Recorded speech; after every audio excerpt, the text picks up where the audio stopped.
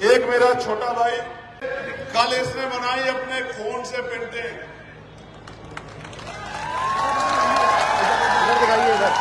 अभी मुझे आया देने के लिए कि भैया मैंने रात अपने ब्लड से ये पेंटिंग बनाई है।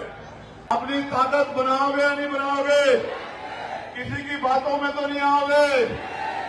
अगर बातों में आओगे तो फिर 5 साल जुर्म जाते अत्याचार सहने के लिए तैयार रहना पड़ेगा। फिर कहना चंद्रशेखर भाई आ जाओ, किसानों को गाड़ियों से कुचल दिया, चंद्रशेखर भाई आ जाओ लाठियों से पीट दिया, चंद्रशेखर भाई आ जाओ घर जला दिए। और मैं आज कह रहा हूं, ताकत बना लो, आप घर घर में चंद्रशेखर पैदा हो जाएंगे। मेरी बात को आप याद रखें। प्यारे साथियों, देखो जो लोग नौजवानों को नजरअंदाज करते, एक दिन आएगा उत्तर प्रदेश में कि नौजवानों की ऐसी ताकत बनेगी जैसी नेपाल में नौजवानों की ताकत बनी है, जैन जी के लोगों ने बनाई है। मेरी बात का आवाज दो, जय भीम, जय भारत, जय संविधान, जय मंडल, जय जोहर। बड़ा गर्व होता है। वो बच्ची आई गुल्लक लेके, कहा है उसकी गुल्लक? ये देना मुझे। ये गुल्लक लेके वो आई है, पूरी भरी हुई है। देखो आवाज आई नहीं आई?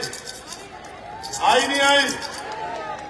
ये गरीब के मेहनत का पैसा है और ये पैसा ऐसा इनकलाब लाएगा उत्तर प्रदेश में कि गरीबों के आंखों के आंसू फिर दोबारा उनकी आंखों में नहीं आएंगे।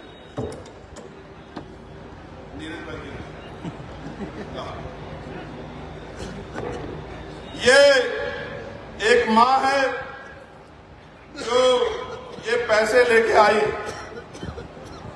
नोट की मोटाई इतनी बढ़ गई है कि वजन तोलोगे तो कई नोट के बराबर होगा। ये पसीना है गरीबों का, मजदूरों का पसीना। ये पैसा ऐसे नहीं आया। ये वो 50 का नोट है जो आजकल मार्केट में कम दिखता है। देखो रीज बाबू, देखो देखो विशाल, निरंजन, देखो जो नहीं दिखता, ये मेरी मां ने उठा के रखा है। मेरे पास शब्द नहीं है।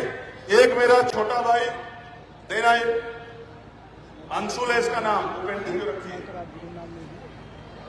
ये कल इसने बनाई अपने खून से पेंटिंग।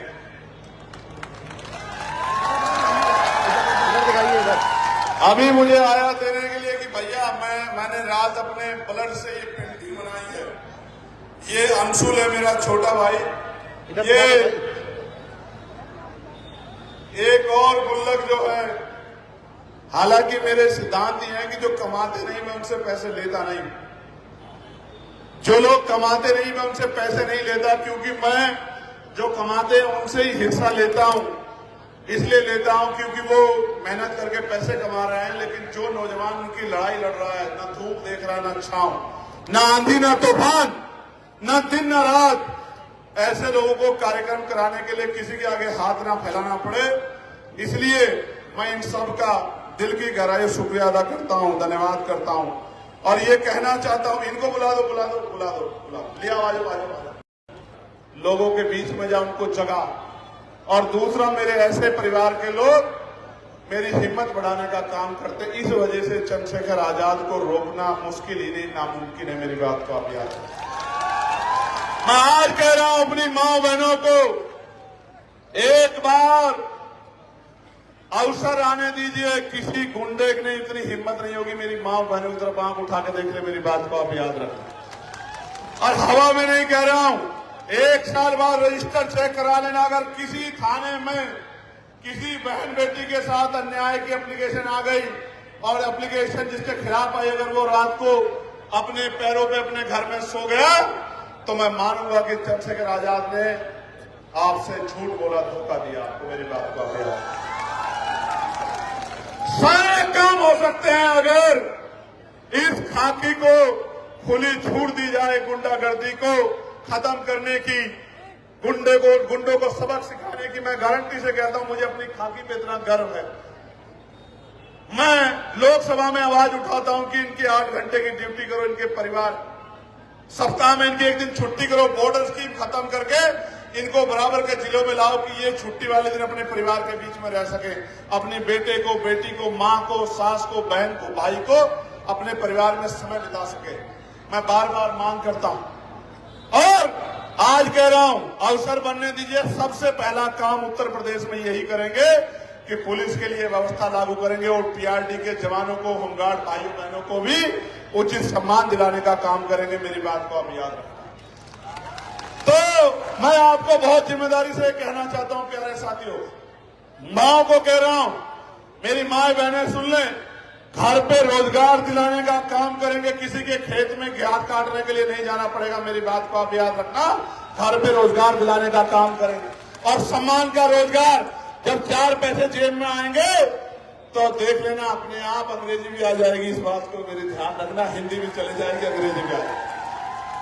और जो नए स्कूल बनाएंगे उनमें पढ़ाई अंग्रेजी में कराएंगे। अंग्रेजी मीडियम का मुकाबला सरकारी स्कूलों से कराएंगे। मेरी बात को आप याद रखना।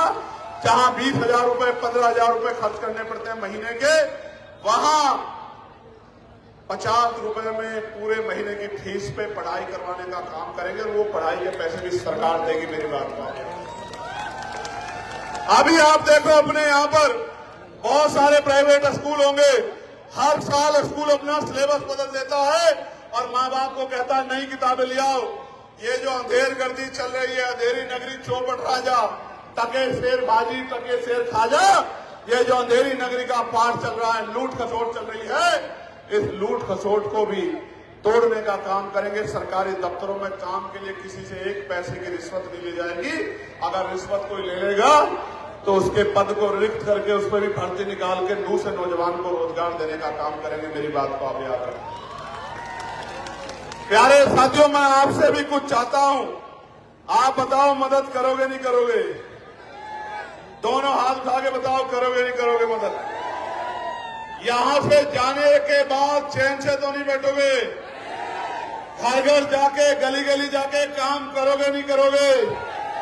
माओ को, बहनों को जोड़ने का काम, जगाने का काम करोगे नहीं करोगे? वोट का इस्तेमाल करना जान गए हो नहीं जान गए हो? अपनी ताकत बनाओगे या नहीं बनाओगे? किसी की बातों में तो नहीं आओगे। अगर बातों में आओगे तो फिर 5 साल जुड़ जाते हैं, अत्याचार सहने के लिए तैयार रहना पड़ेगा। फिर कहना चंद्रशेखर भाई आ जाओ, किसानों को गाड़ियों से कुचल दिया। चंद्रशेखर भाई आ जाओ, लाठियों से पीट दिया। चंद्रशेखर भाई आ जाओ, घर जला दिए। और मैं आज कह रहा हूं, ताकत बना लो, आप घर घर में चंद्रशेखर पैदा हो जाएंगे। मेरी बात को आप याद रखें। प्यारे साथियों, देखो, जो लोग नौजवानों को नजरअंदाज करते हैं, एक दिन आएगा उत्तर प्रदेश में कि नौजवानों की ऐसी ताकत बनेगी जैसी नेपाल में नौजवानों की ताकत बनी है, जैन जी के लोगों ने बनाई है। मेरी बात को आप याद रखें। लेकिन हम संवैधानिक दायरे से सारे काम करें। कैसे? संवैधानिक दायरे में, संविधान के अंदर रहकर। करोगे नहीं करोगे मदद? घर घर जाके मेरी बात को पहुंचाओगे नहीं पहुंचाओगे? दोनों पैरों पे खड़े हो जाओ अपने अपने सब लोग। लाइए लाइए मानो।